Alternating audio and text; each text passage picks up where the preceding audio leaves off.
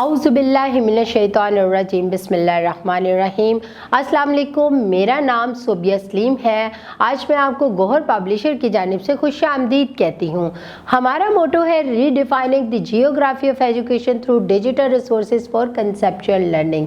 आज हम गौहर नदाए उर्दू जमात सोम सबक नंबर 13 और वहाँ पर मौजूद मौसम सरमा से मुतल्लिक जो कहानी दी गई है उसे पढ़ेंगे। अब हम इस सफ़े पर मौजूद ख़ास अल्फाज पढ़ेंगे। आप मेरे साथ दुरुस्त लफ्ज़ से पढ़ें। ओढ़ना यानी कि पहनना, यखनी, झीलें, बलाई, लुत्फ़अंदोज़, ज़ोर टूटना। अब हम इस कहानी को पढ़ते हैं। आप गौर से सुनीजिएगा और मेरे साथ साथ दुरुस्त लफ्ज़ से पढ़ें। पाकिस्तान पर अल्लाह ताला का ख़ास फ़ज़ल है कि यहाँ हर तरह के मौसम होते हैं। साल में 4 मौसम होते हैं, गर्मी, सर्दी, ख़िज़ां और बहार। हर मौसम का अपना ही मज़ा है। कुछ लोग सर्दी को पसंद करते हैं तो कुछ लोग गर्मी को। बहुत से लोग बहार के मौसम को पसंदीदा करार देते हैं। अक्टूबर नवंबर हमारे यहाँ ख़िज़ां का मौसम होता है। दिन घटकर रात के बराबर हो गया था। गर्मी दिन को 1-2 घंटे के लिए महसूस होती थी, फिर मौसम बहुत मज़े का रहता था।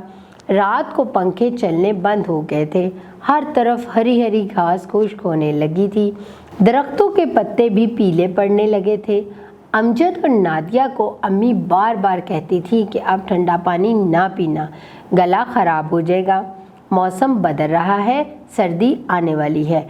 फिर दिसंबर का महीना शुरू हो गया।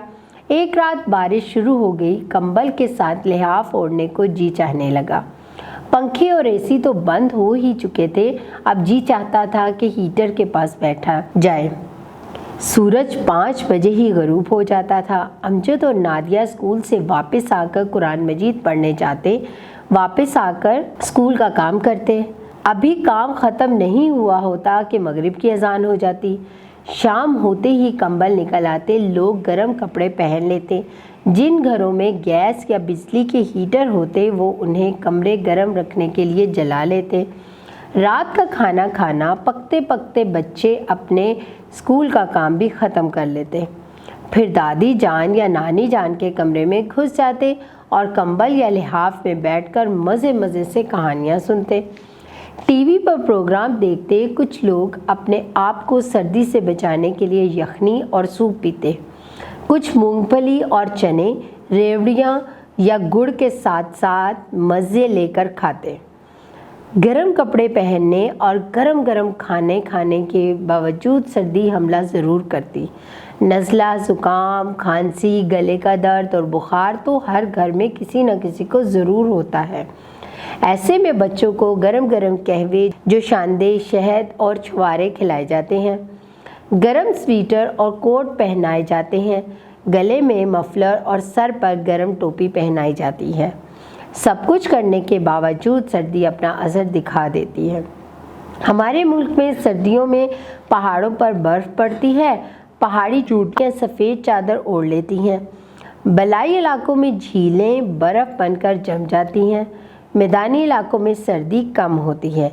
इन इलाकों के लोग बर्फ़बारी से लुत्फ़अंदोज़ होने के लिए मरी, अयूबिया, एबटाबाद, सवात, नारान, कागान, ज़ियारत और दूसरे इलाकों में जाते हैं।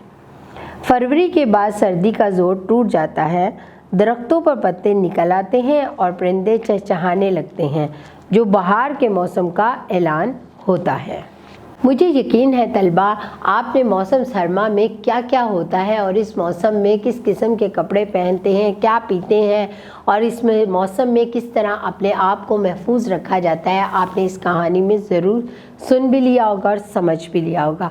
अब घर जाके आप इस कहानी की दोहराई कीजिएगा और अपना बहुत सारा ख्याल रखें। अल्लाह हाफिज़।